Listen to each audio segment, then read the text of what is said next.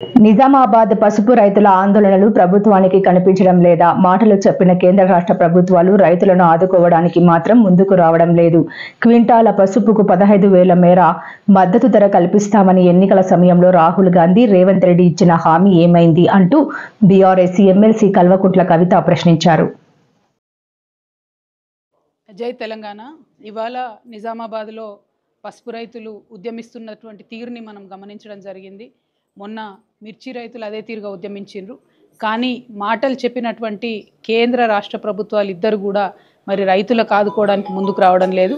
నిజామాబాద్లో పసుపు రైతులకు 15,000 మద్దతు ధర ఇస్తామని చెప్పి కాంగ్రెస్ పార్టీ అధ్యక్షుడిగా ఉన్నప్పుడు ఇప్పటి ముఖ్యమంత్రి గారు రేవంత్ రెడ్డి గారు మాట ఇచ్చి ఉన్నారు. అదే మాట గౌరవనీయులు రాహుల్ గాంధీ గారు కూడా చెప్తున్నారు. కానీ పసుపుకు ఇప్పుడు కనీసం 11,000, 9,000 కూడా రానటువంటి పరిస్థితులలో ప్రభుత్వం ముందుకొచ్చి మా నిజామాబాద్ పసుపు రైతుల్ని ఆదుకోకపోవడం అన్నది కేవలం రైతుల్ని నయవంచన చేయడమే, మోసం చేయడమే. కాబట్టి తక్షణమే రాష్ట్ర ప్రభుత్వం ముందుకొచ్చి పసుపు పంటను కొనుగోలు చేయాలని చెప్పి కనీసం 15,000 రూపాయలు మద్దతు ధర ఇవ్వాలని చెప్పి నేను డిమాండ్ చేస్తూ ఉన్నాను.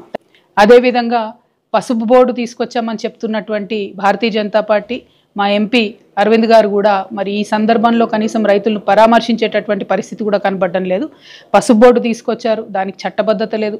పసుపు బోర్డు తీసుకొచ్చినారు, దాంతో పసుపు రైతులకు ఒరిగిందేమీ లేదు. కనీసము ఆ పసుపు బోర్డు ఇనాగ్రేషన్ టైంలో బండి సంజయ్ గారు ఒక మాట చెప్పినారు, మేము చాలా దీంతో పసుపు రైతులకు లాభం చేస్తాము, ధరలు పెంచుతామని చెప్పినారు. మరి ఆ ప్రయత్నం చేస్తున్నట్టుగా కూడా కనీసం కనబడతలేదు.